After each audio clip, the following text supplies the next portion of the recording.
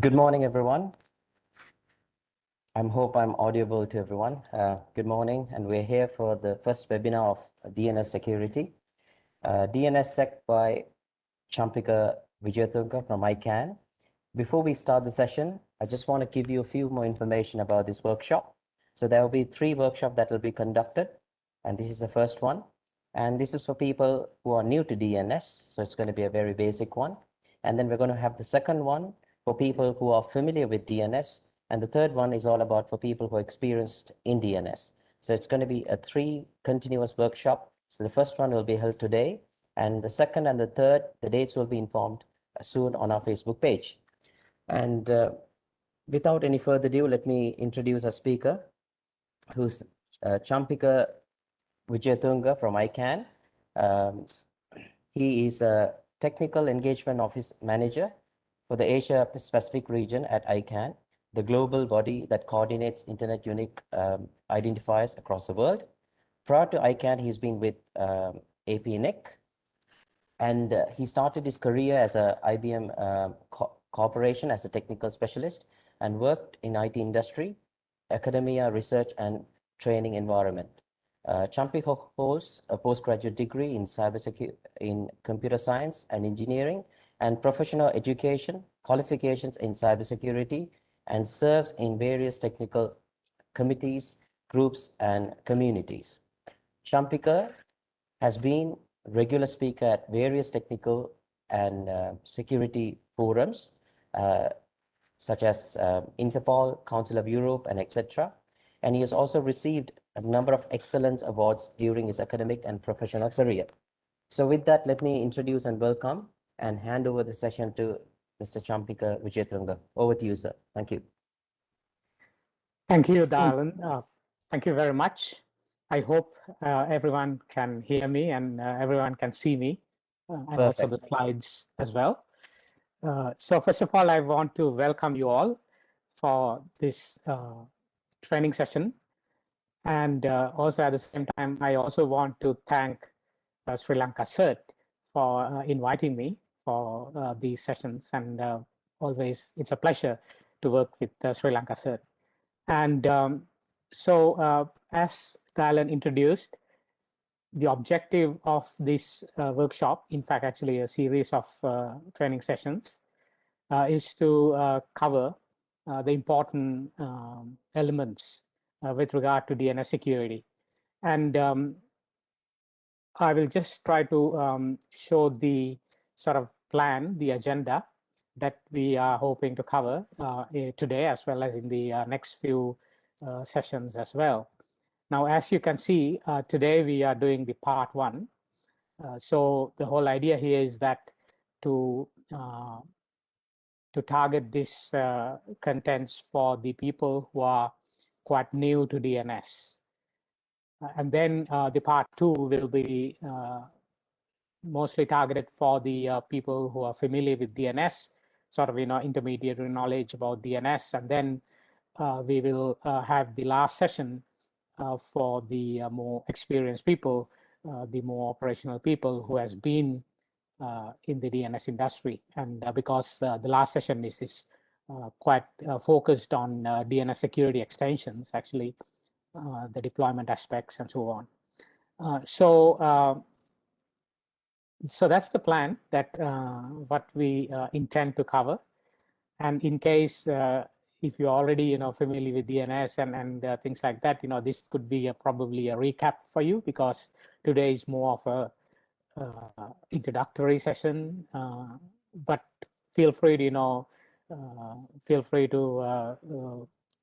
be part of this whole exercise, and look forward to even having you in the next few sessions as well.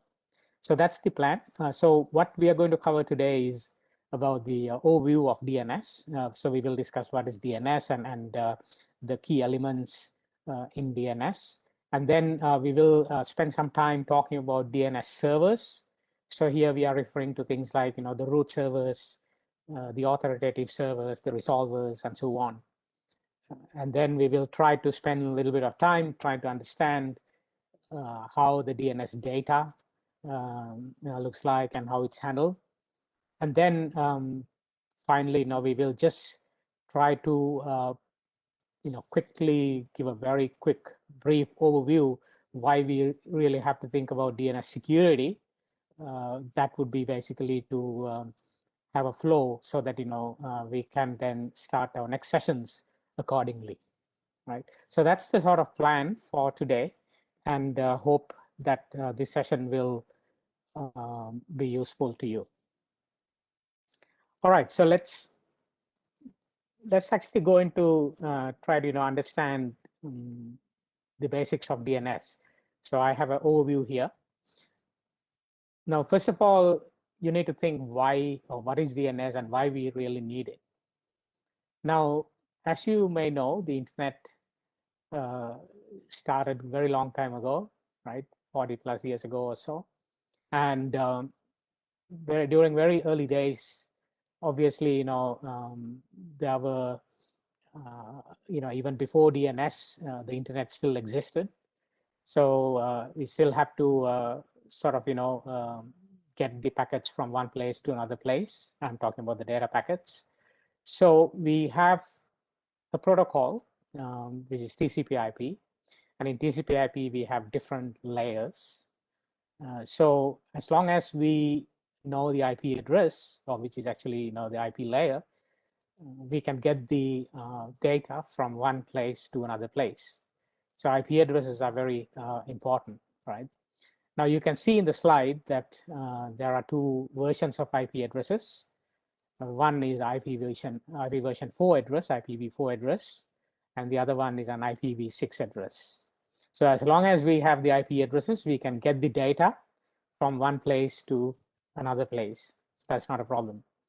But the problem is actually, I mean, if the machines are dealing it, that's all fine. But as humans, it is going to be quite difficult for us to remember these IP addresses. And just imagine, when you want to visit a website, if you always have to type an IP address instead of a name, that's not going to be very easy. So this is why the whole point about the names came into the picture. Now, during very early days of internet, we did not use domain names as such, but there were things called single label names. And those were referred to as host names. We still use these host names actually. And for example, if you deal with Unix systems and Linux systems and so on, you still deal with host names. You still have a file called host.txt. So during very early days, DNS was pretty much handled in a centralized way. And so this host.txt file, txt file was actually used to keep these mappings between the IP addresses and these host names. And that is also why it was called the host.txt, right, or txt. So that's a little bit of history in terms of how the situation was during that time. But the problem is actually when you try to have, say, all these mappings in a centralized file, right, there are some issues. One is, of course, there is some single point of failure. And then there is also actually name collisions. Means, if you want to use the same name multiple times in the same file, then you get these name collision issues. And then also there are things like congestion issues, traffic, and so on, because everyone trying to get to the centralized place to resolve the name. So this is why this was not really worked, especially in terms of scaling the internet. Very early days when there were limited number of hosts, it was okay, right? You could do this. But with the expansion of internet, it was not really possible to go with this sort of a centralized model. So that is why actually a separate system had to be designed to take care of this. And that's what we call DNS, or the domain name system.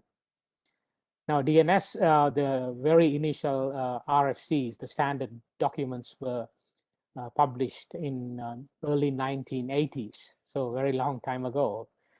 And so since then, there have been a number of RFCs, the standard documents have been published, quite a lot of enhancements that has happened in this space.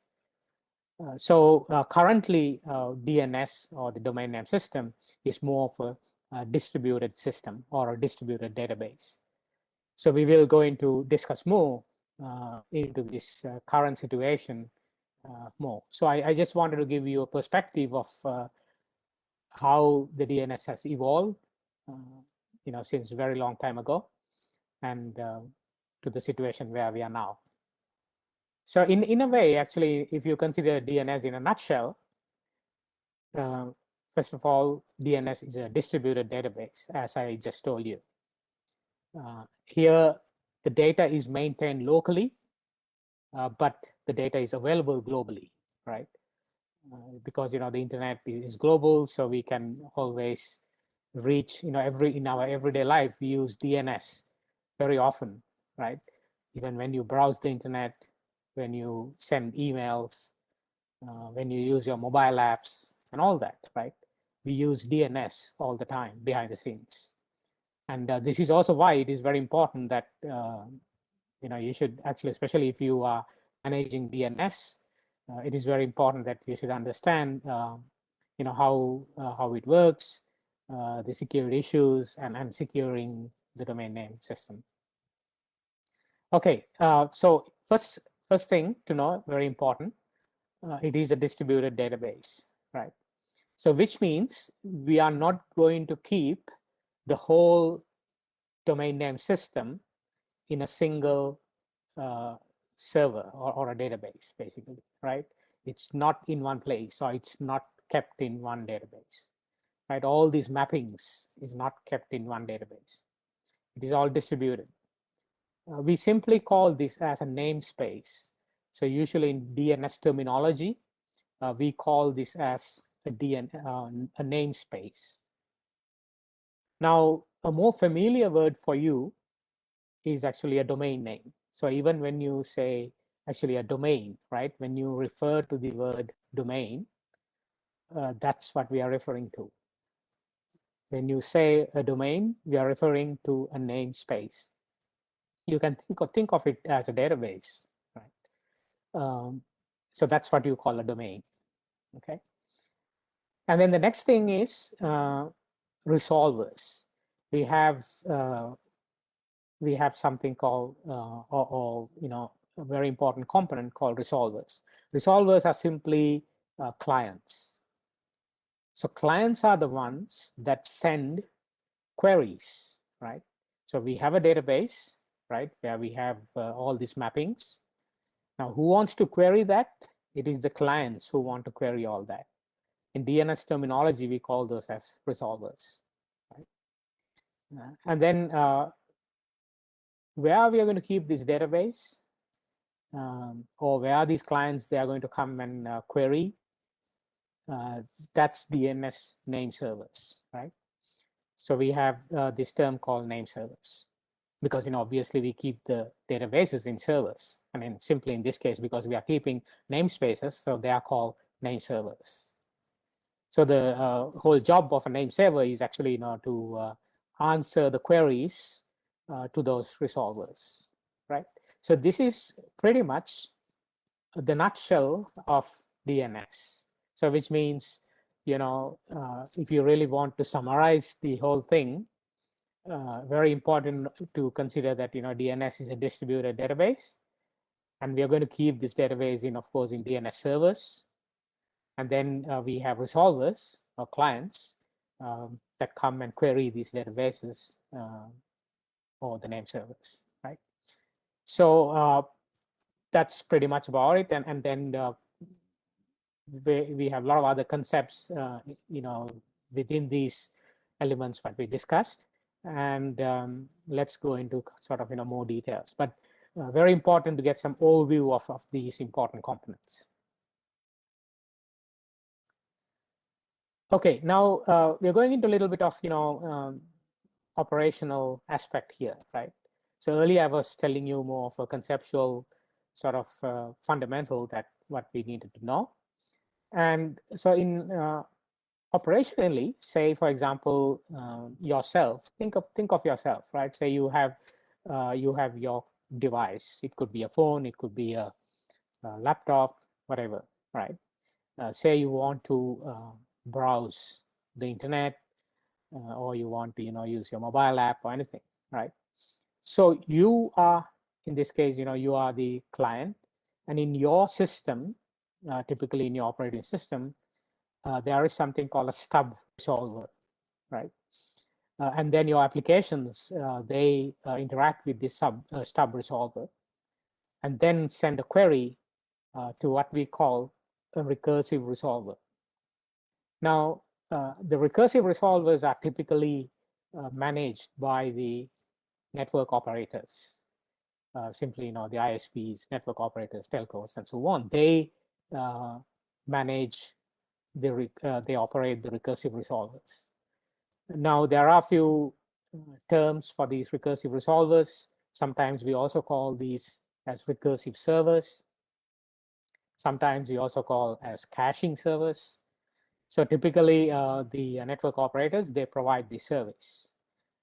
But not only network operators, actually, even the corporates, you might be, if you are from a, say from a corporate, you could be running your recursive resolver or the caching service, right? Or there are also actually public resolvers. So there are some organizations, they run these recursive resolvers publicly as well, right? So that is also possible. So whatever the case, what they are doing is they basically receive these queries from the clients, right, the stub resolvers, and then try to find the answers and provide those to the clients. So sometimes, simply when we say DNS servers, for example, when you connect to your ISP and when you put your DNS settings in your device, right? Basically, you are referring to this recursive resolver, right? And now, always think about this, right? So when a client is asking a question, say if the client is asking for a certain domain name, I told you earlier in TCP/IP stack, right? Domain names are in DNS is actually handled in the topmost layers, like application layer, whereas the IP, right, addresses are in IP layer, bottom layer, right? And so for us to send, of course, from data, say for example, if you want to access a web server, if you want to visit a website, you need to get to that website, right? So which means you have to know the IP address of the web server, right? So ultimately, it is the recursive resolver who has to find that IP address and give that IP address to us, right? So the job of a recursive resolver is actually get your query and then go out to various other DNS servers out there in the internet, and then find the exact answer, say the IP address, and then return that IP address to the client, so that client can then visit the appropriate server, right? So this happens, with whether it's browsing or even sending emails, we have to get to a mail server, all that, right? So DNS has to resolve. Okay.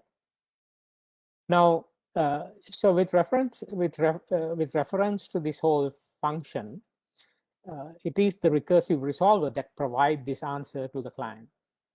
Now, from a performance perspective, recursive resolver can keep these answers in its memory, so that next time when a client is asking, say, the same question, then the recursive resolver can respond to the client very quickly, right? It doesn't need to go out and talk to many other servers, but keeping that answer in the memory, it can respond to the client very quickly. So when I say memory, we call this as cache, actually. So these recursive resolvers, they have a cache that they keep these answers. That is also why actually we call these servers as caching servers, right? We call those as caching servers mainly because of that, because they keep these answers in the cache or in the memory and then respond back to the client. Now, also actually now you can see in this diagram or in the picture, so we spoke about the client stub resolvers, we talked about recursive resolvers or the caches that they have. And then we also have these authoritative name servers. Now, as the name sounds, authoritative means, what do you mean really by authoritative is you are authorized to sort of keep that data or handle that data or manage that data, right? So if you are managing an authoritative server, that means you are the party who can give reliable answers with regard to that data, right? So even in your case, say, for example, earlier I told you that DNS is a distributed database. So if you are managing part of this database, right? I told you, those components are called zones. Oh, sorry, the namespaces and domains. So if you are managing a certain namespace or a domain, that means you are the one who has got authority to manage that namespace, right, or the domain. And so you can provide authoritative answers for the data that you are managing, right? So that is why the recursive resolvers, they can come to your authoritative servers and ask questions from your authoritative servers, right? And then you can give an authoritative answer, and then that answer can be given to the client. Right? So there are different type of authoritative servers. Actually, we will go to those different servers later on in more detail, but just I wanted to define this terminology because especially from a foundation sort of point of view, it is very important to understand the job of an authoritative server as well as the job of a recursive server, right? And what are the differences between these? And because some of you could be only managing authoritative servers, some of you could be only managing recursive servers. Like as I said, if you are ISP, if you are ISP, most likely you are managing the recursive resolvers, right? And if you are mostly maybe a corporate, you could be managing authoritative servers, and you could be using someone else's recursive servers, like the public resolvers or your ISP resolvers and so on. So that is why you just need to understand the difference between these two servers, right? Okay, so I hope that this sort of explanation has given you some clarity with relation to these terms that what we use and the different type of servers that what we use in DNS. Okay, now let's go into details of this namespace that I was talking about. Remember the first thing, I showed you three important things in my first slide. I spoke about a distributed database, or I simply call it as namespace. Then we had resolvers or clients. Then we had name servers, right? So now we are talking about the first thing, which is actually the namespace. Or simply the that distributed database, right? Now, when you think of this namespace, DNS namespace is very well structured and properly structured and well-defined namespace. This is also why actually, if you try to relate this to the situation I mentioned, comparing to that historical aspect, I told you, historically, it was more of a centralized database and there were a lot of issues. But here we are not talking about a centralized database as such. It is more of a distributed database. So that is why we have we don't need to keep everything in one server, in one place. We can always do something called delegations. So this term is very important, again, from DNS. We call it as delegation. So what is delegation? Delegation means you're giving part of your responsibility to another party, right?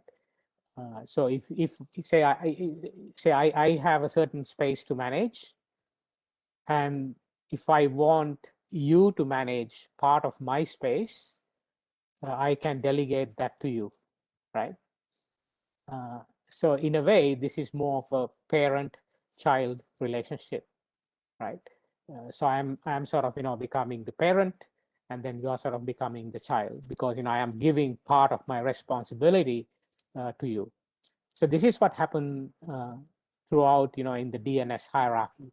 So you can see that if you consider the DNS, the namespace, it is very hierarchical. All right, it is very hierarchical, and then there are different levels in this whole space. Now, if you see this hierarchy, the top of the hierarchy is what we call the root, right?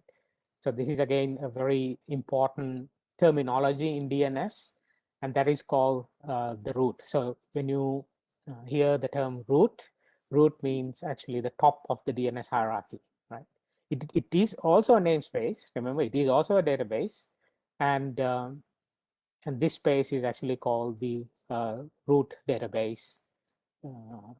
And then later on, when we go into more details, we will call this as root zone. Actually, we have this term called zone. Right, so that's just to sort of summarize. This top of the DNS hierarchy is what we call the root. So root would then give part of its responsibility to different other parties, right? So who are these other parties? You can see that in this example, they are called, in this diagram, they are called top levels, right? Typically, in DNS terms, we call these as top level domains, right? When the internet started a long time ago, as I said, especially during very early days of DNS, this is way back to early 1980s. I'm talking about, right? Long time ago.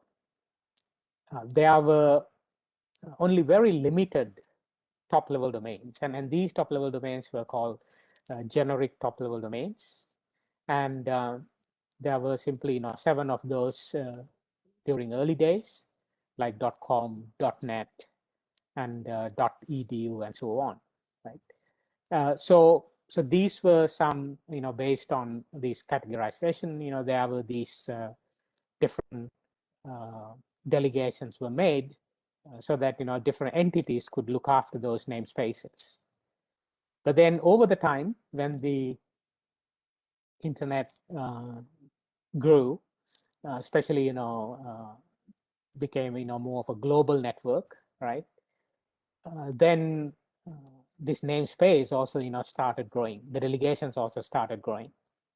So this is where different countries, they could also get their own namespace. Now, this was done based on an international standard, ISO standard. So every country was given a 2-letter country code. Say because I'm talking from a Sri Lankan perspective here. In Sri Lanka, the 2-letter country code is LK, right? So simply we call .lk. So that is the namespace for Sri Lanka. And similarly, every country has got a namespace. For example, Singapore has SG, or Australia has got AU, and so on. So these namespaces also has grown over the years. Now, currently there are, around 300 or so of these what we call country code top-level domains, or CCTLDs. Simply, they are called CCTLDs, country code top-level domains. And then we also have something called these generic top-level domains that I explained to you earlier. So from that initial 7 what we had, now that space also has grown to quite a number of these generic top-level domains. In addition, we also have got what we call these new generic top-level domains. you can see in this example things like, here there's an example called .coffee, right? So these are, what we call new generic top-level domains. Currently in the world, there are over, 1,300 or so these generic top-level, new generic top-level domains that have been delegated, right? So, and then when you add all these, there are quite a lot, 1,000, close to around, 1,000 plus top-level domains that has been delegated. I also actually want to touch, a very, a small point here, but I wouldn't want to go details into this because that is again, another big topic. So maybe if the time permits, we can discuss this in later on. But this is what we call IDN, so internationalized domain names. So far, generally, you're used to domain names in English, right? Always you deal with English domains, English scripts. Now, it is also, we should be able to deal with not only in English characters, but also in our local language scripts as well. Say again, from a Sri Lankan perspective, we should also be able to have domain names in Sinhala or in Tamil, right? So that is why there are things called internationalized domain names, where we can have domain names in local language scripts. But the thing is, when the DNS protocol was originally designed, a long time ago, back in the 1980s, there was no provisioning of that, in the protocol level to handle these scripts. So the DNS queries are handled in ASCII, right? So this is why if we have to use some local language scripts, we have to convert those into an ASCII label, right? So in this example, what you see here is actually an ASCII label. But in actual fact, this could be referring to a certain local language script, right? Okay, so just for you to understand, there are these things called internationalized domain names as well, right? So this is actually non-English or non-Latin based characters. Okay, so I think it probably, it is clear to you now about how the namespace is sort of, organized. So we have top of the hierarchy, the root, and then we have things called top level domains, currently, around 1,000, close to about 1,500 or so. And then we also have next levels, and those are called second level domains. In this case, if you go further one level, say from COM, if you do a delegation, remember the term delegation that I was referring to earlier, that means if COM is giving part of its responsibility to another party, and their space is called example.com, right? And they can manage example.com, right? So this could be a situation, for example, in your organization, right? So if your domain name is within .com, if your company domain name is delegated from .com, you are managing this namespace. If your company delegation is from .lk, then you will have another space called something.lk, right? And then you can also do more delegations. If you want to have some further levels, like third levels, fourth levels, and so on, you can do that because you are authoritative for that namespace, as we discussed earlier, and you can give part of your responsibility to another party, right? So that is always possible. Now, there is also something called an administrative space. So that is, say, for example, I am .com, right? If I am .com and I give you part of my responsibility, so I'm giving you example.com, right? So once I give you example.com, it is your responsibility to manage example.com, right? If some user is asking, give me www.example.com, it is your responsibility, right? It is not my responsibility to give the answer for that, because you are the one who is managing the data inside example.com. So because I have already delegated that to you. So, but the thing is, if someone asks me for that particular question, give me www.example.com, simply I'm going to refer to you. I'm not going to answer that client. I will just refer, I'll just make a reference and say that go and ask yourself. I mean, ask whoever my child, because I haven't done a delegation to my child. But for me to do that, I need to know your identity, right? If I don't know your identity, I can't do that, right? If I don't know your identity, I can't tell that client, go and talk to you, right? So that is why I have to know your identity. So the parent has to know the identity of the child. So when I say identity, that means your server name and your server IP address I'm referring to, because these are identifiers, right? When you consider a domain name or an IP address, these are all identifiers. So if I'm making a delegation to you, it is your responsibility to give me the identities of your name servers, which means your IP addresses and the names of your name servers, so that if I get a query from any resolver or any client, I can always refer to you. I'm not going to give exact answer, but I will just refer to you, right? Okay, I hope that now this is clear in terms of concepts, especially now considering the namespace. So let's go further. So now let's consider this. Now, when you consider DNS, actually, it is actually an ecosystem, right? So when I say an ecosystem, there are several parties involved, several stakeholders involved. So you need to also have some understanding, some idea about who are the parties involved in this whole ecosystem, right? Now, in this slide, actually, I am kind of providing it more of a more from a administrative perspective, because you also have to understand this administrative perspective, especially when it comes to security matters, right? Later on, we can discuss when it comes to things like incident response, some cyber incident happens and so on. You have to know who are these parties that you should be talking to, and who are the parties that you should be reporting some abuse complaints and things like that. So that is why it's good to understand who are the organizations who are involved in this whole process. So let's take this example where think about yourself. Say, consider yourself that you want to get a domain name, or you want to buy a domain name, right?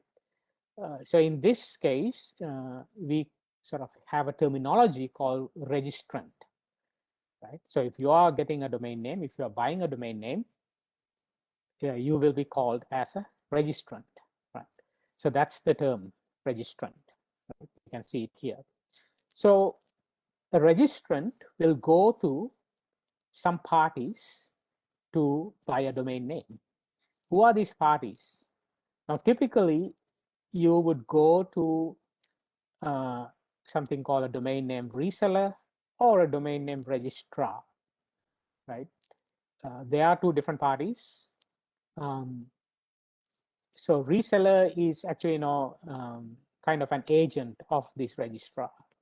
Right? So we have different levels. So we have registrars, we have resellers.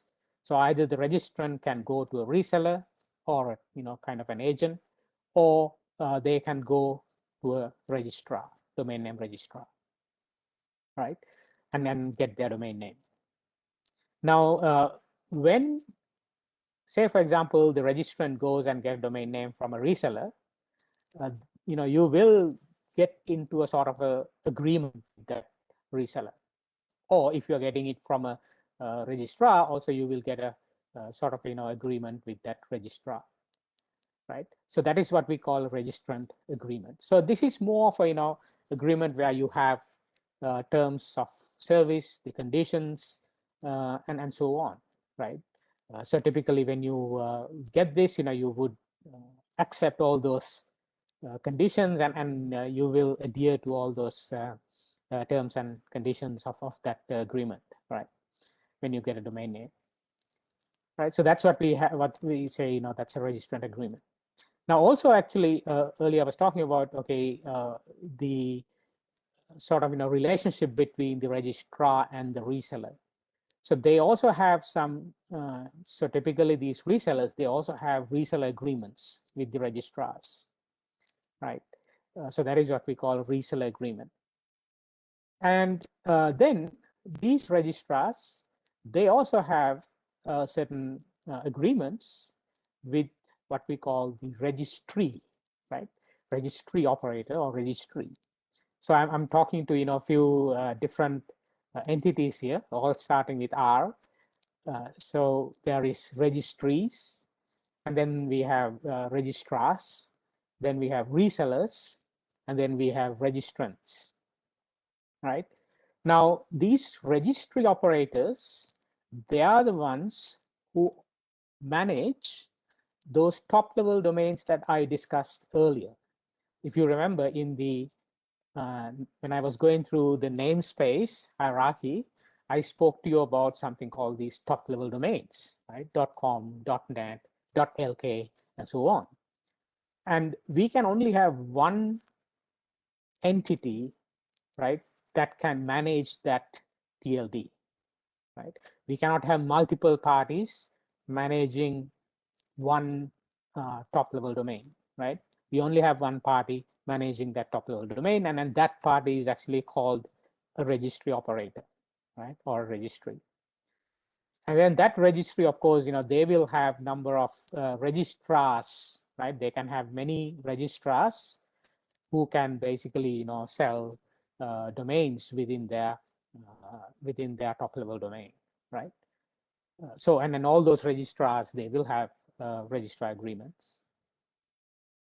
And so that's the sort of relationship that they have, between the registries, the registry operators, the registrars, resellers, and registrants. So there are different contractual agreements that we have. And then we also have ICANN, right? So ICANN is the body, the Internet Corporation for Assigned Names and Numbers. So ICANN also actually coordinates in terms of managing this domain name space. So ICANN has got contracts with these registries, and they are called contracted parties. Now, ICANN has got contracts with the generic top-level domain registries. Now, if you remember that terminology that I used, I also use something called generic top-level domains, or simply called GTLDs. And also I reference to things called new generic top-level domains, or new GTLDs, like .com, .coffee, and so on, and .com and so on were generic top-level domains, or GTLDs. So ICANN has got contracts with all those parties, but ICANN doesn't have contracts with country code top-level domains, or CCTLDs, because they are independent, sovereign countries, and ICANN does not enforce any sort of policies towards any of these countries as such. So that is why there are no contractual agreements with the country code top-level domains. But of course, they can still participate in ICANN sort of process, especially when it comes to things like policy development and best practices and so on. There are some interface bodies that they can be involved in terms of participating themselves into this whole process. So that's of course is a separate discussion, but it is more for policy related discussion as well.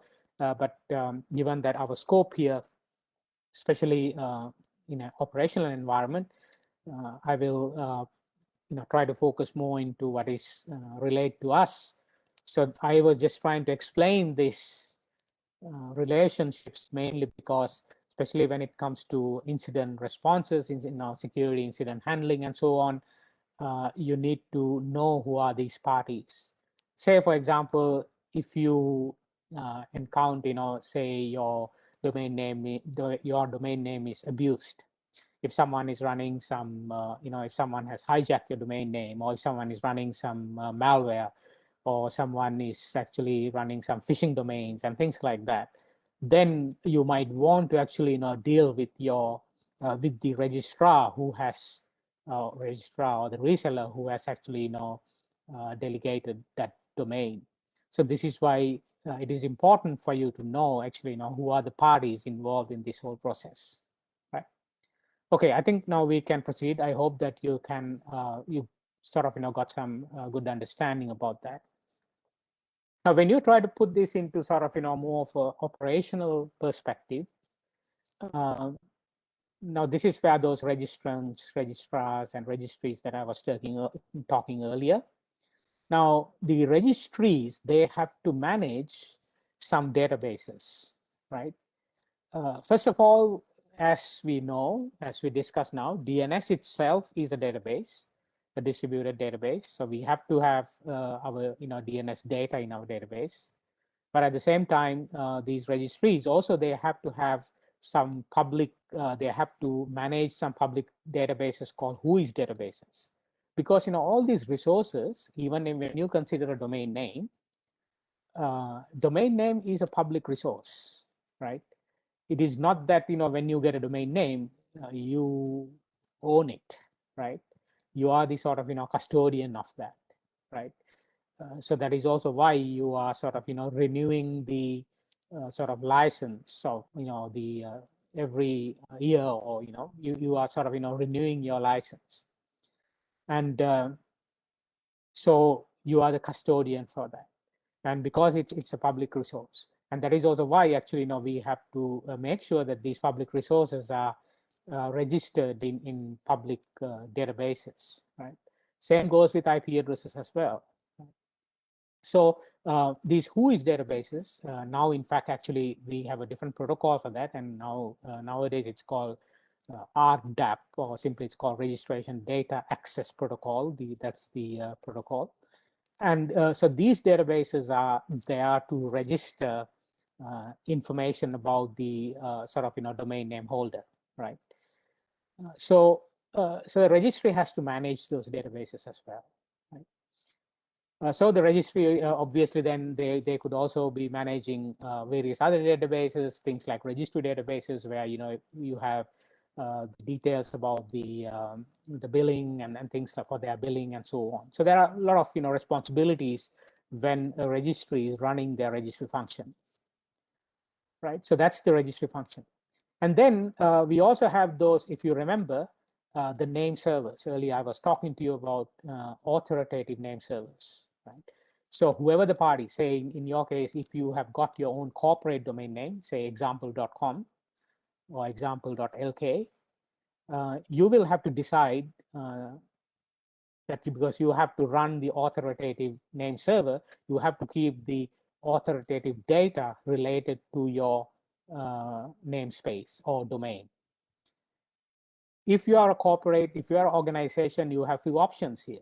Either you can run your own, by your, either you can run this infrastructure by yourself, means, by your staff. If you have technical support staff and so on, you can run it by yourself, or you can even outsource this function to another party, right? There are service providers called DNS service providers, right? So typically, some of the registrars also, they provide this functionality as well, right? Normally, when you buy a domain name, your registrar might ask, okay, do you want us to manage your DNS as well, right? So, either you can outsource this management of DNS servers to someone else, or you can manage by yourself, your organization, your company, and so on. You can manage it by yourself. But it is always good thing, even if you outsource it to someone, it's good to know that at least what's happening, because sometimes if you just outsource blindly to someone else, you may not know exactly what's happening to your domain name, whether it is being properly renewed on time, or whether proper security controls is being applied properly, and things like that. So always it's good that at least if you have some understanding of what's happening, even if you outsource it to another party, right? Okay, and so that's these DNS servers that we were talking. And then we have here, you can see there's a sort of, the cloud here. So here we have all these resolvers. If you remember that recursive resolvers that I was talking about earlier. So there are plenty of those. If you consider there are millions of servers over there in the internet who run these servers called recursive servers. Typically, as I said, your ISP runs a recursive resolver. Your ISP provides that service to you because, or your ISP or your mobile operator, they provide that service to you, and that's how you can just use the internet using their DNS servers, right? Okay, and this is pretty much the user, right? Whoever the user who is going to query the internet or send the DNS queries, these queries will go to those recursive resolvers, and then these recursive resolvers will query authoritative name servers again, in different places, and then these authoritative servers could be, going and talking to top-level domain registry servers and so on, and get the information. Right? Okay, so that's the sort of relationships again, especially from an operational perspective. Okay, now let's go into a little bit of details now. Further, dig into more of DNS servers. I think now I don't need to go too much details now because I have given some clear explanation of many of these terms, what you see here. So now you know that when we refer to DNS servers or name servers, we have different type of name servers. We have different type of DNS servers. First of all, we have things called authoritative servers. So even if you remember, I told you that top of the DNS hierarchy is called root, and root itself is a database, right? And that database is actually kept in servers as well.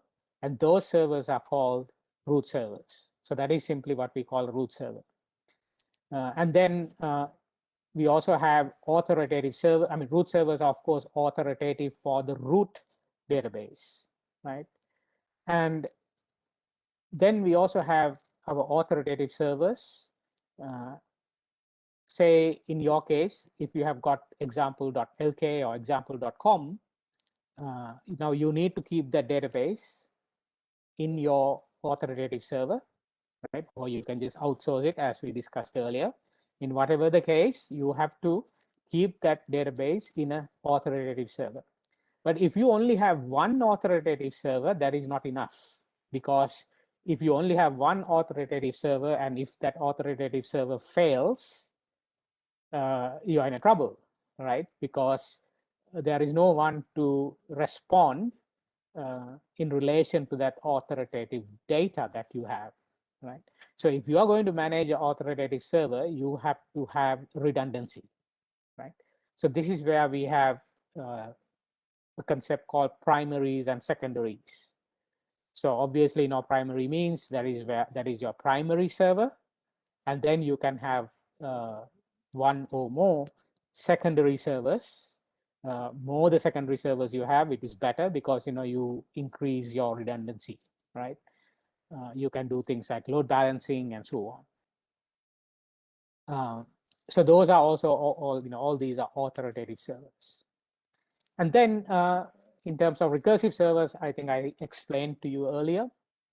We also have different different terms that we refer to these recursive servers. We simply call recursive resolvers, or sometimes we refer to those as caching servers, because these servers, they find the answers, they go and talk to authoritative servers, and then they find the answers and they keep the answers in their memory or in the cache, and that is why we call those as caching servers, right? Okay, now let's actually try to focus a little bit onto these root servers, because it's important to understand the function of root as well, especially from a DNS perspective.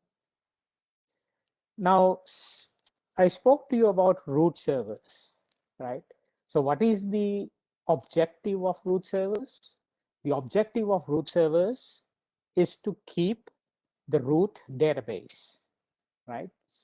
And simply in DNS terms, we call this database as root zone because this is more of administrative space. So to keep the root zone, we have servers called root servers.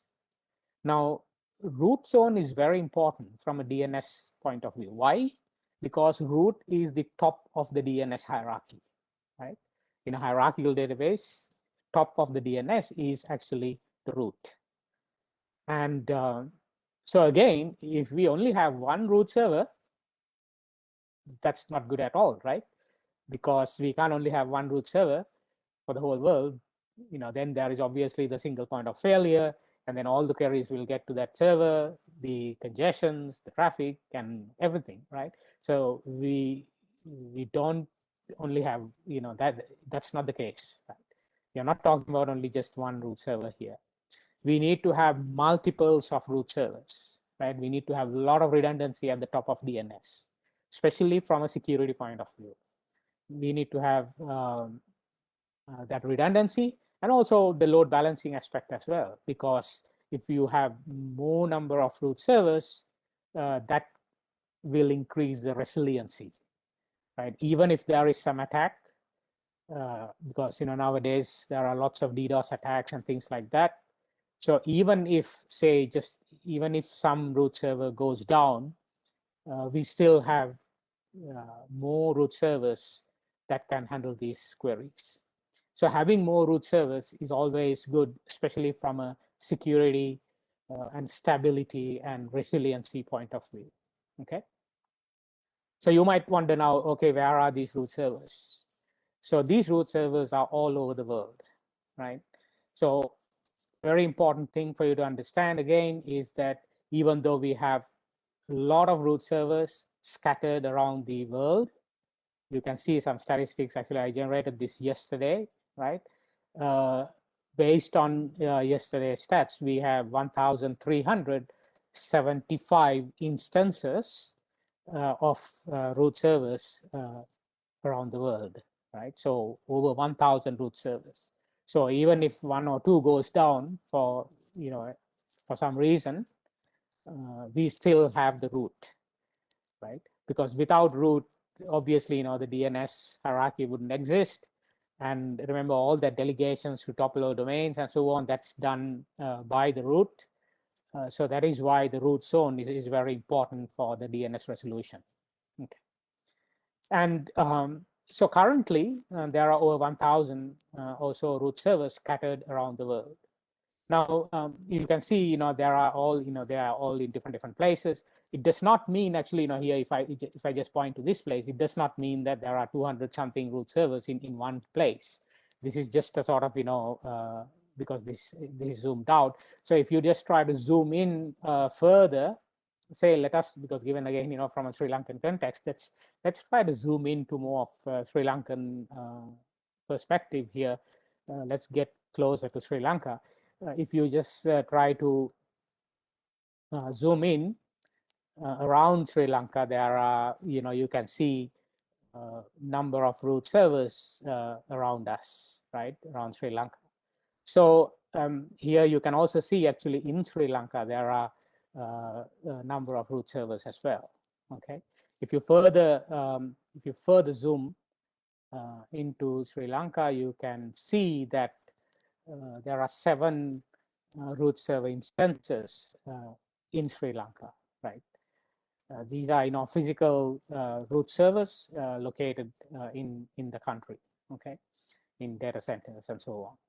Now you can also see actually these there are some letters that you find here, right? Now this is actually just to sort of differentiate the names, because always in DNS we know we have to have names, right? Remember earlier I was talking about domain names. If you want to give a certain if you want to have identity for your server, you have to give a server name, right? A domain name for that. Just like that, even the root servers, they have to have a name. So the typical convention of a root server name is English alphabet letter .rootservers.net. So that is the convention of a root server name. Okay, so that's why you can see there are different letters here. And these different letters, they are managed by different organizations, or in a way, we call those as operators, and they are called root server operators. Now, these root server operators, they manage these root servers, and then they have actually hosted some of those root servers in some operator networks or some organizational networks in the country, and that is why we can see that those root servers, there are 7 root servers exist in Sri Lanka. Now, you might also wonder, okay, what is the advantage of having a root server in the country? All right.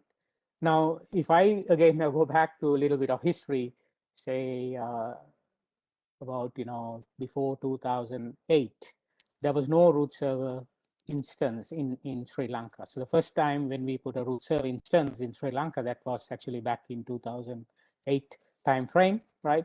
So that was the first root server was actually deployed in Sri Lanka. But then over the last decade or so, you can see that number now has increased to about 7 now. So having root servers in the country will give a lot of benefit for the users, internet users in the country. Why? If you remember if you refer to that first original sort of diagram that I was referring to, when a client asks for a certain domain name, or when a client tries to browse the internet or send an email, or try to use your mobile app or anything, it has to resolve that and get the IP address. So the query goes to the recursive resolver that is actually managed by, say, the ISP, for example. But then ISP resolver would not know the exact IP address. So ISP resolver would then have to go all the way to the top of the DNS hierarchy, which is the root, and find a referral to the top level domain. So if you ask, give me www.example.com, the resolver would send the query all the way to a root server and ask, what is the IP address of www.example.com? And then the root server would respond saying that I don't know the exact IP address of www.example.com, but I can provide the IP address of .com, because .com is a direct delegation from the root, because there is a parent-child relationship there, right? So to get that initial referral, the query has to go to a root server, right? So this is why having a root server near to your geographical area would help. Otherwise, the queries have to go further away. So as I was telling you earlier, before 2008, these queries, like even the DNS, DNS queries, whatever when people wanted to access internet from Sri Lanka, all these DNS queries had to go all the way to a root server, which is totally outside the country, right? And then come back again. So this would take a lot of time, right? Performance-wise, it is not optimal. Latency is not good. It takes time to resolve the query. But having a root server in the country will make the DNS responses much faster, right? And having more root servers in the country also, it would make the process much faster as well. And so these are the reasons, why, again, having some root servers closer to your place is always, beneficial. Now, also another aspect is that you need to understand that every DNS query would not go to a root server, right? Because earlier I was also talking about caching, because resolvers would keep the answers in the caches. So once the recursive resolver gets an answer, it keeps the answer in the cache or in the memory. And it will keep it for a certain time period. And then until that time period exists, the answers can directly come from the caches of the recursive resolver. You don't need to send that query again to a root name server. All right. So that's how the caching works. So I hope now you got some understanding of the root servers and functionality as well. So let's try to now go into understanding a bit more onto the data related to DNS. Now, I have got a sort of example, what I call a zone file, right? I referred to this zone earlier. Also, when I was referring to root, I said root zone. Now, zone is a term we use to define an administrative space, right? Earlier, when I said a domain, right, I said it's more of a namespace. So if I, if you have example.com, right, if you have example.com, you got your example.com domain. But if you want to give part of your responsibility to another party, right, say your sales department, for example, that you want them to manage all your sales, website and everything, right? So you want to make a further delegation down. So you make a subdomain called sales.example.com, right? And then you want them to manage that subdomain. So in that case, yourself, as the party who is managing example.com, you only need to manage what we call an administrative space, right? You don't need to manage that whole domain itself, because you have already delegated part of your responsibility to another party, right? To another child, right? So that is now not in your domain. It's already given to some other party. But what you need to manage is what we call your administrative space. And that administrative space is simply, in DNS terms, we call it as a zone. So that is why sometimes you might hear this term quite a lot in DNS. You say zone or root zone or example.com zone or anything. Whenever you hear the term zone means an administrative space. And that is also why we have this terminology called zone files, because when I say it's a space, it is pretty much a database or it is a file, right? Simply in a file. Now, if you are a DNS administrator, or if you are sort of taking care of this DNS administration, sometimes you may not really deal with this file, right? You may not go and edit this file as such. Instead, maybe your DNS provider may have given you some sort of a web interface or some API, right? So you may just only, if you want to add, say, a new web server, or if you want to add a new host to your network, you might just only add the record, the name, and then the IP address in the front end, right, in the interface. But then in actual fact, that data, what you enter, will go and update in the back end, what we call a zone file. And then sometimes, of course, the zone administrators, DNS administrators, they do manually, they deal with the zone files as well. They manually edit these files, they deal with it manually. But depending on your role, sometimes you may deal with the zone files, sometimes you may not deal with it, right?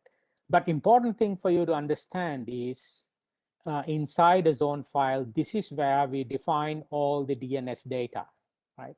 When I say DNS data, remember always the purpose of DNS is to map, is to create some mappings, right?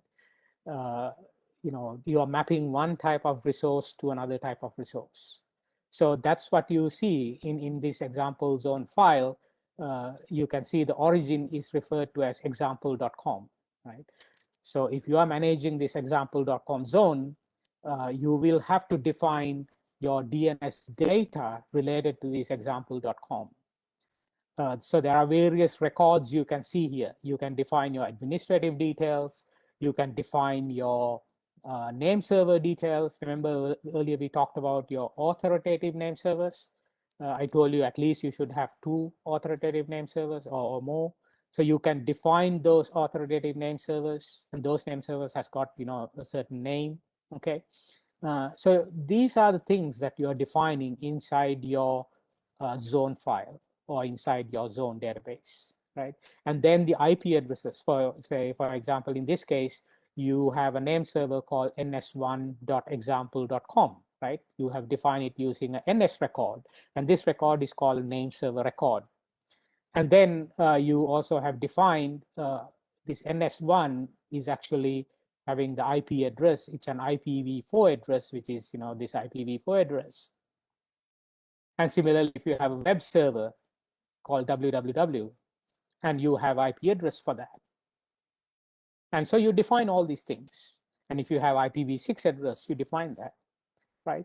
And then sometimes we also have things called canonical names, because to the outside world, people might just visit your web server as www, but internally you might have a different name for that. Okay, so you might want to have some create some alias. Even in real life, we have things called alias, right? Maybe a nickname or something like that. So for your ease of management, you might want to create some of these things, so that even if you're doing some internal maintenance, you really don't have to change your web server name, so the outside world parties are not really affected with that. So that's how the DNS data looks like, and everything inside this DNS zone file, in this case, these are what we call DNS resource records, right? So for example, this whole thing is a resource record, right? And the resource record type is NS. This is where we define a mail server, mail exchange. So if you want this server to be your mail server, you will define this in your zone file as your mail server. So all the mail will, when you send the mail from example.com, say your email ID, something at example.com, those mails are being handled by this server, which is here, right? So you will have to define all your DNS records inside your zone file, right? And again, just to sort of, reiterate, as I told you earlier, sometimes you may not just really editing this zone file as such. You could be just using a web interface, cPanel type of thing, right? And whatever the case, what you're doing is actually you are adding your zone records, zone entries into your database or into your zone, right? Okay, now we spoke about zone records, the DNS data. So the next thing is actually to understand how this DNS data gets propagated from one place to another place. Now these are actually the, say in this case, these are authoritative servers. We spoke about these things earlier, right? Authoritative servers. We call those as primaries, secondaries, and so on. So typically, if you are running your name servers, there are some good security practices. Later on, maybe next week, in the next session, we can go into more details about best practices in trying to manage or securing your name servers. But just to sort of simply say that at this point of time, always it's a good practice to have redundancy. So in this case, you can see that there are 3 name servers. So there is an authoritative name server, which is primary server. Then there are 2 authoritative name servers. They are called secondary servers. Now, but they all carry the same database, right? They all carry the same database. Say if you're managing example.com, they all carry example.com. Now, these servers can be, it is actually, it is not a good practice that we put all these 3 name servers in one place, right? Because, if you put all these 3 servers in one place, say in one rack in a data center, that is not very secure enough, because, you could have some natural disasters, maybe fire and things like that. So it's always good to have these name servers in different data centers in different geographical places and so on, right? Not only geographically, but also even topology wise, even your network topology wise, it's good to put those in different subnetworks and so on, right? So that even if something happens, you're not affecting all your name servers. So you can see it's all distributed. And then if you see a user here, the user will do a DNS query. Say user want to visit a certain website. User send the query to a caching server, and then caching server goes and talk to these authoritative servers. So this caching server can either go and talk to this one, and this one, right? So this will happen based on the optimal, routing aspect, because even in the internet we have to consider the routing aspect as well, to get to that place. So the optimal server that can be accessed, say for example, if this server could be in Colombo, this server could be in Kandy, or this server could be in another country, for example, right? So whatever closest to your network, you might go and access that server and get the answer. So that is also why it's very important that all these servers, all these authoritative name servers, they have to have consistency in terms of data, right? We cannot have sort of one type of data here and another type of data here. If you consider your, say, the web server, if you change your web server IP address on a certain day, say you are launching a certain product, right? Your company is launching a certain product and you're creating a new website for that. And so suddenly, if you see that that web server IP address is only in the primary, and if it has not propagated to the secondary, whoever the parties, whoever the client, and you launch your product launch at a certain time, and then at that time, if this client goes and access this authoritative server, it would not know the IP address because the data has not propagated from your primary to secondary, right? So we have to make sure that obviously, before such thing happen, your data gets properly propagated to your other authoritative name servers and so on, right? So that is why we have some what we call timing parameters in DNS. There are things called refresh times. So refresh times are there to basically keep the consistency between these servers, between these authoritative servers. So that these secondary servers can go and check the data, the version of those data in the primary server and see whether the data is up to date or not. And if there is some inconsistency, then the secondary servers can get the zone updates or the new updates. And we call those as zone transfers. And also there is something called TTLs. TTL stands for time to live. Now, earlier I was telling about caches. When a certain answer gets to a caching server or a recursive server, it keeps the answer in the cache. For how long? It is going to keep that answer in the cache for based on this TTL time. TTL means time to live. Now, who has to define this time to live? Whoever the zone administrator has to define the time to live.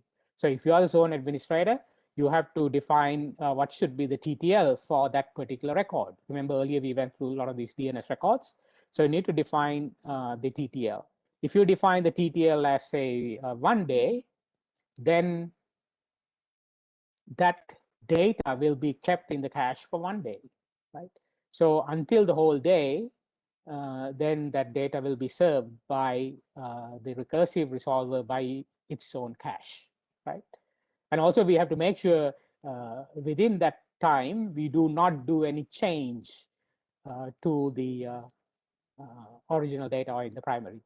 You can do change, but if you have to make sure if you do any change, you push that change to the secondaries so that secondaries can also up to date.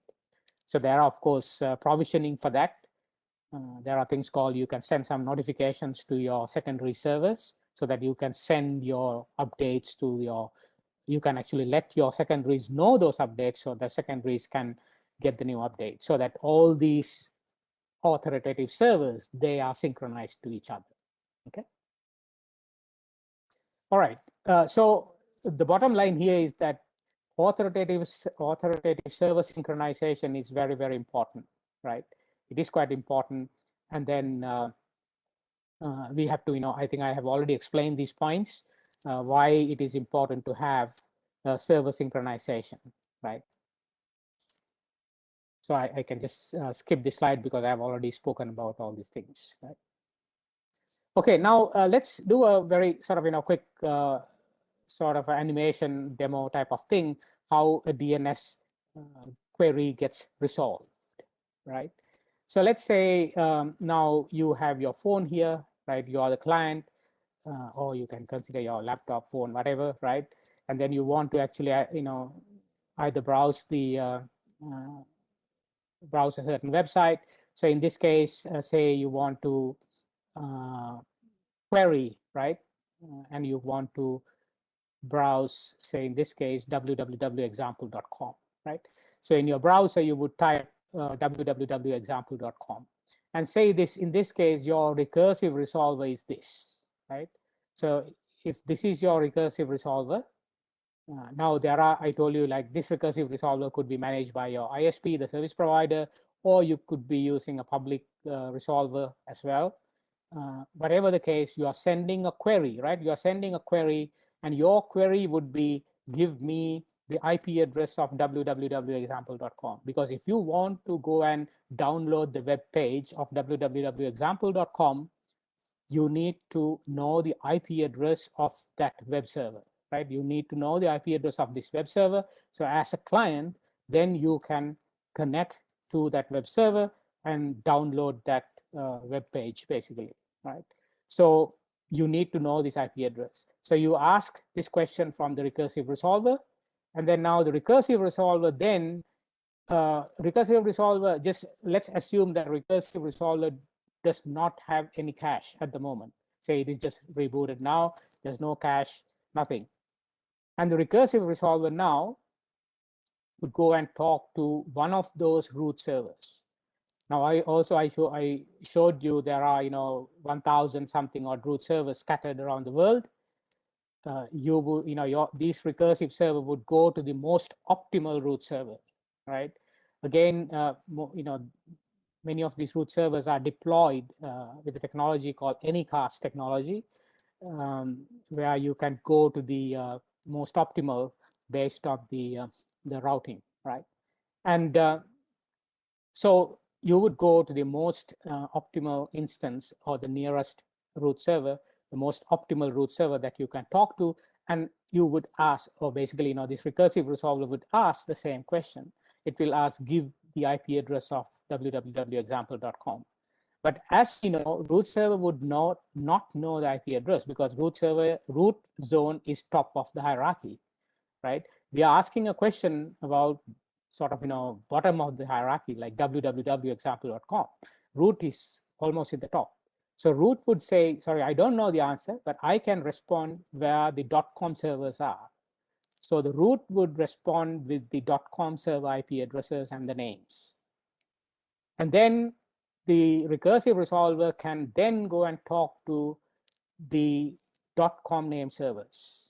And again, if .com has multiple name servers, it would go and talk to the optimal, because the root will return all those different name servers and their IP addresses, and then recursive resolver will go and talk to the most optimal one. And then recursive resolver then ask the same question, give the IP address of www.example.com. And then the .com server will respond saying that, sorry, I don't know the IP address of www.example.com, but instead it will provide the IP address of the name servers of example.com, right? The authoritative servers of example.com. And then the recursive resolver can go and talk to, again, the most optimal name server. In this case, it is ns1example.com. So that is the authoritative server of example.com. It will ask the same question, give me the IP address of www.example.com. And then because now this data, these mappings are inside that zone file. If you remember that zone file I was talking about earlier, right? We had all these mappings, we had all these records, right? Resource records. Based on those mappings, this ns1.example.com server can return the IP address to the recursive resolver. And then the recursive resolver gets that IP address and send it to the client, right? Because client asked for this information.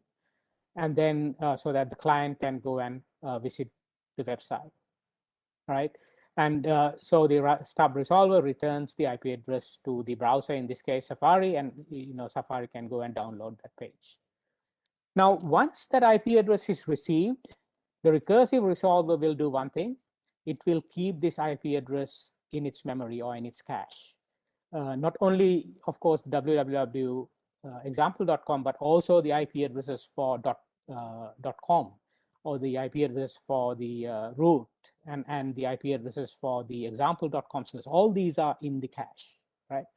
And so the next time it can respond immediately. If the client is asking, give me ftp.example.com, then the client, then the resolver, in this case, it may not know what is FTP, but it earlier went to example.com.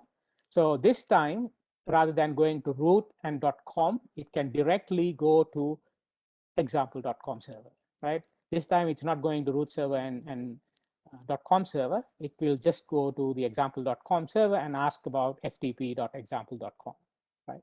And then return that answer back to the client. So that's how a DNS query gets resolved. So this happens, every time you do, whether you access internet, to browse, to send emails, access your mobile apps and things like that. This is how a DNS query gets resolved. So that's the sort of summary of what I said, how the query gets resolved. Query would go from client to the recursive resolver, and then first step, it would be going and talking to one of the root servers. Then root server will give a referral to the .com servers. .com will give a referral to the example.com. And then the client, the recursive resolver, will go and talk to the example.com and give the answer to the client, so that the client can, of course, visit the website.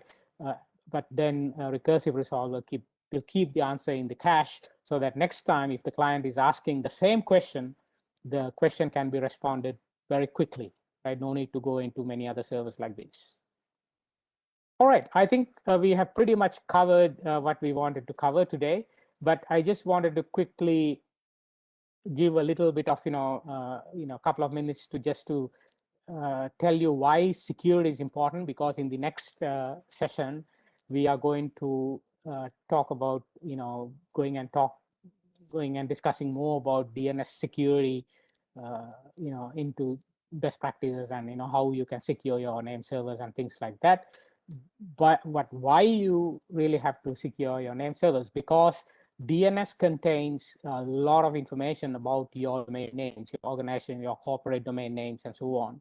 So if you say you consider your domain name, right? If you have xyz.lk, for example, if that is your domain name, this will, through DNS, you basically, the DNS will provide your other host names as well, right? In the DNS space, this can be exposed as well. Your IP addresses can be exposed. And then your mail server records, right? Your mail server records are exposed as well. So there are lots of DNS data related to your database locations, your host names, your server IP addresses, and things like that. Because these are all in DNS. This is also why we say that DNS is a publicly facing infrastructure. DNS data is public, right? So this is also why it is very important that you should protect your DNS infrastructure, DNS data, DNS servers, and so on. Because if you just only have, I have seen, there are a lot of administrators, when they configure DNS, as long as the DNS query gets resolved, when the DNS server is running, when the query gets resolved, a lot of people, they think, okay, DNS is working fine, and then we can just leave it as it is. We can stop here, right? That is not enough. Actually, you need to apply the best practices, right? Running your DNS servers does not mean that your DNS is secure, right? So important thing is to secure your DNS. And also, as you may know, if you have got your own domain, you know that a lot of these domain registrations, right, are quite a lot of targets nowadays to a lot of cyber criminals, attackers, and so on. Because of several reasons, there are a lot of these automated processes, right? Nowadays, you can go and buy domain names very quickly within few minutes, right? You really don't need a person for that. Maybe you can just have a bot doing that process. So there are lots of automated processes that can do this. And then typically, if you remember that registrars and resellers that I was talking to you earlier, generally, they correspond to these registrants using emails. And emails can be compromised as well. Emails can be spoofed, email can be compromised. So there are some registration data accuracy issues and things like that. Also, there are quite a lot of very inexpensive domain registrations. Sometimes, there are free domain registrations. Sometimes there are very cheap domain registration. It's good for, of course, it's good for consumers to get something very cheap or something free. But at the same time, it is good for the attackers as well. So attackers can get these domain names either free or very cheap, and then they can have some criminal infrastructure, maybe for a short time. They could be using your domain for some criminal infrastructure for a short period of time. They may not run it for a long period of time, only for a certain short period of time where they want to commit some crime. They can still use your infrastructure, right? So that is why it is very important to protect our DNS infrastructure. You may also have heard a lot of these malicious, misused domain registrations for various purposes nowadays. For phishing attacks, as I said, business email compromises. A lot of corporate business emails get compromised. Attackers do, host some criminal infrastructure. As I said, without you knowingly, your infrastructure could be used by attackers, criminals, for different things. Your name servers can be hijacked. Your mail servers can be hijacked. Someone could run malware and things like that on your domains, right? There are things called cache poisoning attacks, man-in-the-middle attacks, and so on. So there are plenty of attack space also within DNS, and that is why it is very important to protect the DNS space and infrastructure, right? The DNS data, the DNS servers, and also to have some good cyber hygiene in terms of DNS infrastructure. I think, that sort of summarizes our session today. And so the bottom line is that securing DNS is very important. So as I told you at the start, today's session was for us to actually give a very quick overview, good overview of DNS. I guess that we have done that. And if you have some questions, we can take a few minutes to answer some questions. But also don't worry, even if you have some more questions, you can either contact me because you have my contact details here. You can send me some email, or you can actually contact me through SLCert as well. Thanks. Thank you, Champika. It's been a great session as usual. We've gone beyond the basics, and I think one cannot ask more to clearly understand about DNS. You've just given a very clear picture. We started off with the history. I hope you can hear me. We started with the history, then you walked through us on what is DNS and what is the role, how it all started. And we spoke about recursive authoritative servers, what do they do, what is their role. Then we spoke about namespace. We spoke about all domains, root, and you just gave us a clear picture on that. And we also spoke about root servers, more importantly, and the number of root servers in Sri Lanka and the role that they play, whose database, zone files, and what information that contains within the zone files, primary and secondary authoritative servers, time to live. We spoke zone, and also finally you demonstrated with a quick video with the recap and trying to explain how DNS resolve query do get resolved. So thank you so much. It's just been an amazing session, and thank you for being with us. There are a few quick questions, if that's okay. Can I quickly? Yes. Right. What is DNS farming attack? DNS farming. Yeah, so actually this phishing and farming goes together. So basically, it is to get, say, you give a certain URL to the client, right? And then you try to actually get the queries to a certain website, right? So say certain place to a certain victim. That's so that actual redirection is what we refer actually, so that you farm the user and get the user to go to a wrong place.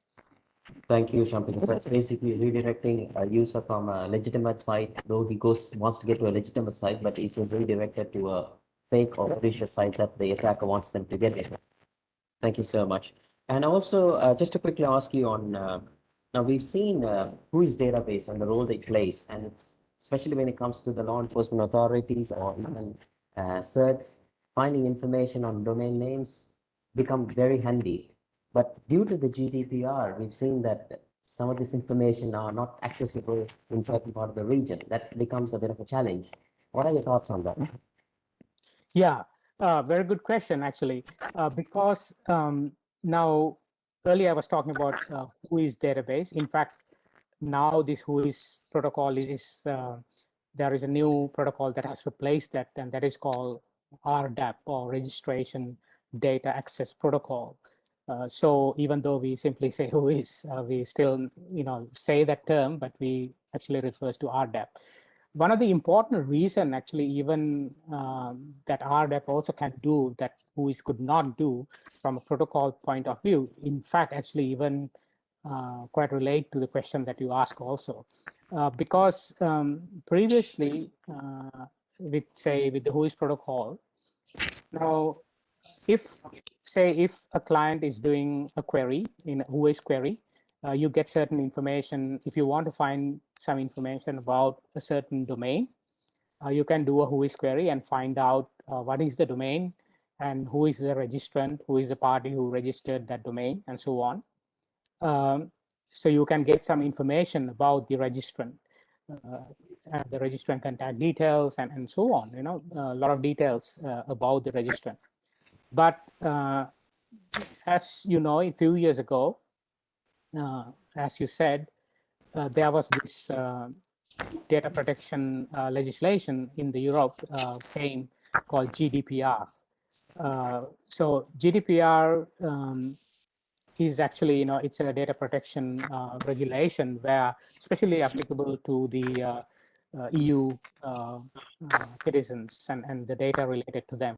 So which means if you are storing or if you are managing data related to them, there has to be certain guidelines in terms of handling the privacy of those data. I mean, this, of course, this has got a much bigger scope. Now, if you're trying to sort of, relate that to the DNS scope here with regard to the WHOIS and the RDAP, unlike earlier, with the GDPR, you can't just display those personal information like, say, the registrant's name or registrant's phone number or contact address and things like that. So this is obviously a problem, because even for law enforcement entities, because unlike earlier, if the law enforcement entities, if they want this information, they can easily do a WHOIS query and find that information. But now there are some fields redacted, which means it is not visible in a public query. But with the but at the same time, actually, especially I was talking to what ICANN earlier. In the ICANN communities, there have been a lot of discussion on these topics, especially with related to GDPR and from a policy point of view, how law enforcement, they can be involved in sort of, providing their input to handle, especially from handle their requests, especially from a policy perspective. So for that, there is also a working group within ICANN community, and that is called PSWG, Public Safety Working Group. Especially, I'm just trying to address this for the law enforcement authorities who are listening to this. So if you want to follow some discussions over there in Public Safety Working Group, that is quite helpful, because even if you have some issues and things like that, you can represent the law enforcement communities, public safety communities, and you can express your views, and so that can be taken into the consideration in terms of policy development aspect. But also, I was trying to explain you from a RDAP. Now, it is possible that you can, for law enforcement, they can have a sort of layered approach, or kind of an escalated approach to get those details that you can't just get it in a public query, right? So that means in RDAP, you can have layered approach in terms of outputs. Say, for example, if a normal user do a RDAP query, a normal user would get a certain output, whereas if a law enforcement, if they do it, they would get a different output. So they can get certain different information. But only thing is that you have to, of course, be the right party. There has to be a authentication process to make sure that you are the right party, you are the correct, law enforcement party that who is requesting for those details and things like that.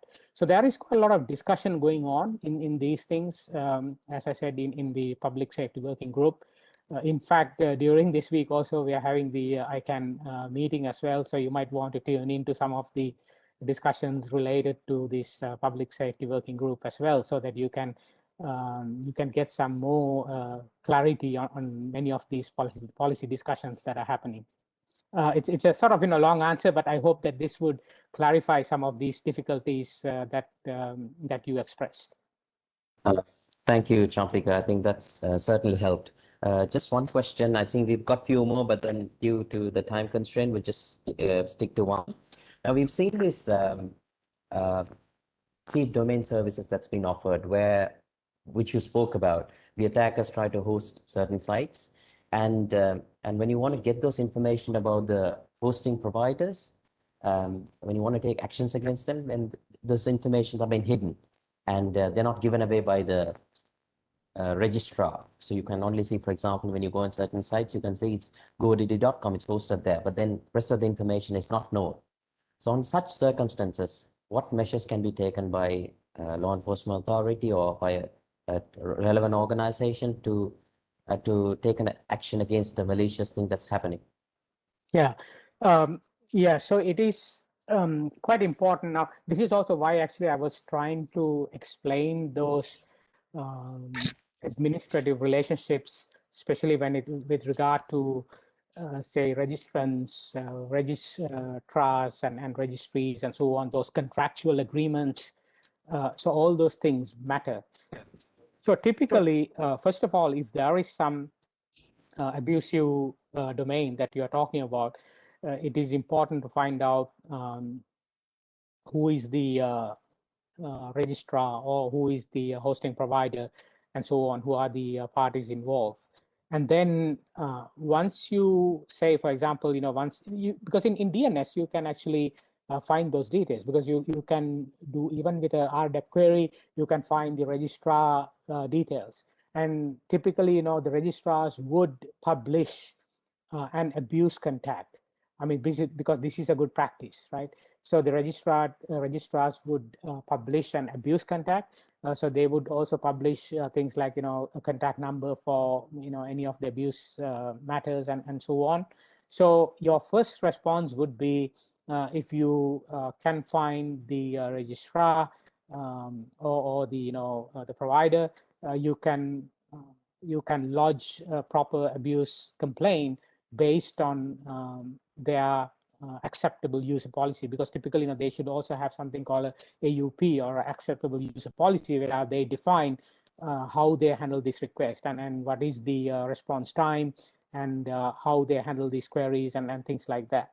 So I would always refer that, if to refer to those contractual agreements, as I told you earlier, refer to those terms and agreements and so on, and find out the exact sort of policies and practices involved in contacting them and the response times and processes and things like that.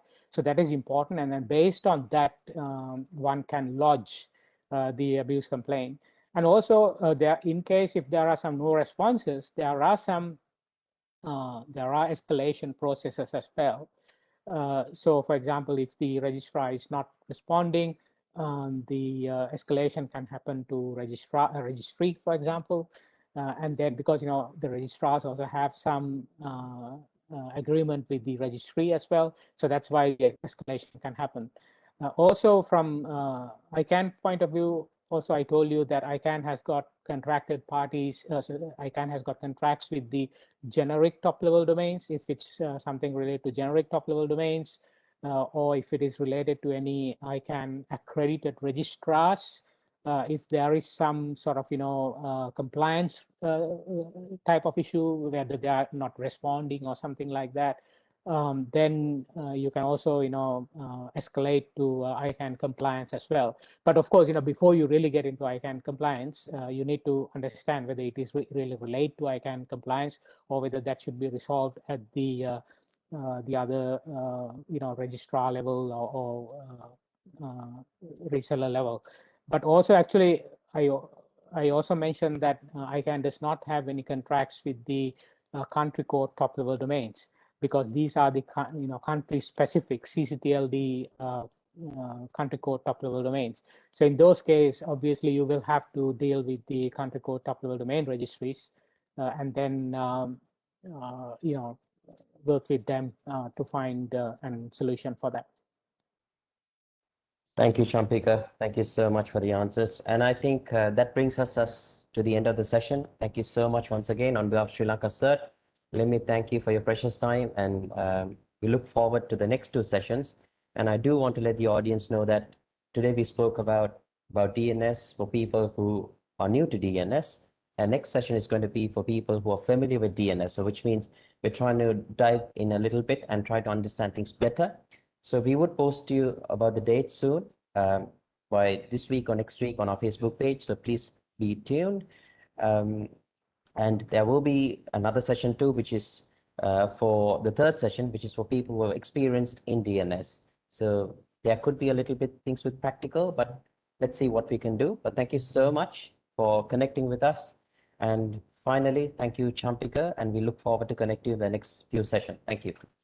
Yeah, thanks very much, Alan, and also thanks very much for Sri Lanka CERT team for providing this opportunity. And also, actually, I should thank everyone who has been listening through various channels, and it is really a pleasure to talk to you, and look forward to talking to you or meeting you in person again. Thank you very much. Thank you. Bye-bye. Bye-bye.